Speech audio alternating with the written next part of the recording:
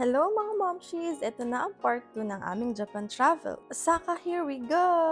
So we travel via bullet train. Papunta kami ng Namba. At pagdating namin, pumunta kami agad ng Dotonbori.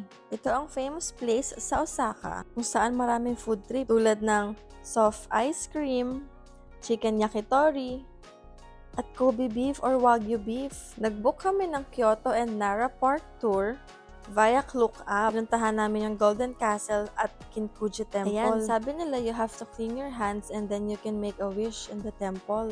At sa labas nga ng temple, marami ring food trip. Osaka chicken yakitori, yakisoba, grilled crab stick, pork and veg dumpling, yakitori chicken skin, and chicken karage. O diba, busog-lusog. And pumunta na kami ng Nara Park kung saan meron kang close encounter with the deers. Merong mga deer cookies na pwede mong bilhin para pakain Deer, sa walang kanila. kagatan!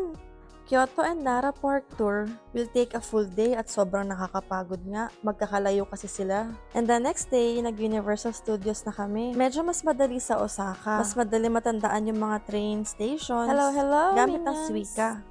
Sobrang init dito sa Universal Studios sa Osaka. Hindi nga namin masyadong na-enjoy yung mga shows kasi grabe yung tirik ng araw. Pero sobrang haba pa rin ng pila lalo ng mga extreme Mostly rides. Shows and kiddie park rides lang yung napuntahan namin. And syempre, hindi namin pinalampas ang Harry Potter. Kaso, hindi namin napuntahan yung Nintendo World kasi may booking pala ng time slots ng entrance. Sobrang dami palang tao dun. Sobrang enjoy din ni Gab sa mga kiddie rides.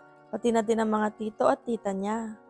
O diba pati carousel hindi nila pinalampas? Grabe, super big boy na si Gab. Isipin mo nasakyan niya yung ride na yan. Hindi na nga namin inantay kung may fireworks sa gabi. Umuwi na rin kami ng hapon. Napakainit kasi Dumiretso talaga. Kami agad ng Dotonbori para kumain. Tsaka maghanap lang ng kung ano-ano. Kung mamimili kayo, it's better sa Osaka kasi talagang mas mura. From brand new to second hand, malaki talaga yung price difference nila from Dubai. See you in our next family travel!